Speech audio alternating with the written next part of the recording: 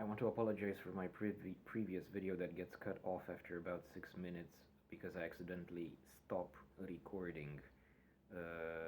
Of course,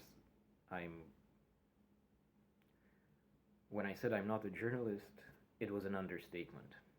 So, I was just going to mention one last thing in that already quite long video about Putin's fans, is that they're also not very keen fans of objective truth.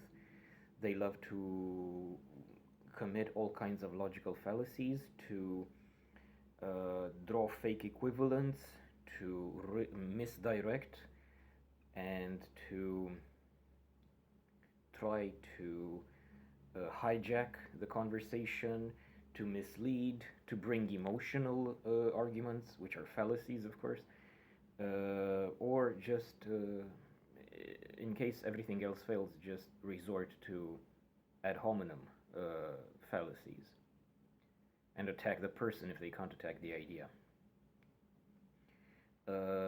And this all comes from cowardice. When one is too much of a coward to acknowledge the truth, one starts building all kinds of justifications and conspiracy theories because the truth is simply too much for them to accept. In this case, the fact that one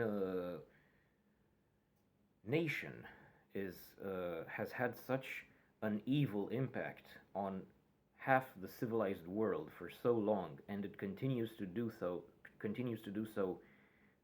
almost unimpeded.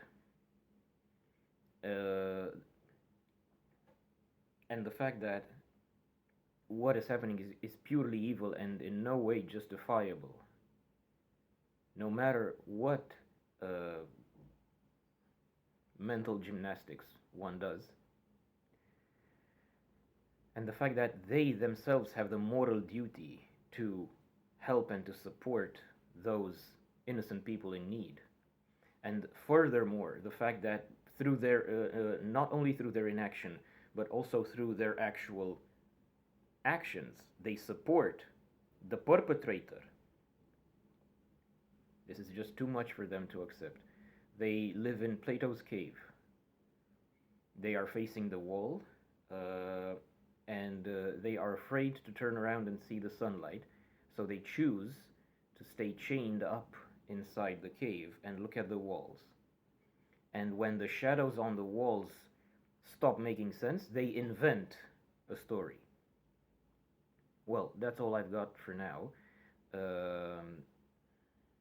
It's basically a mental response of the human mind when it can't make sense of something because it doesn't want to accept. It just makes up an alternative story. They live in an alternative reality. And they have these echo chambers where they meet.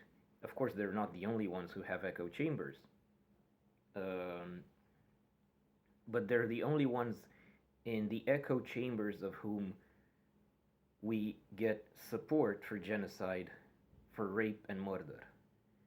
So that's where one should draw the line between my right to freedom of speech and another person's right to live. There can be no fake equivalent. Stay safe, stay warm, and zapere mocha.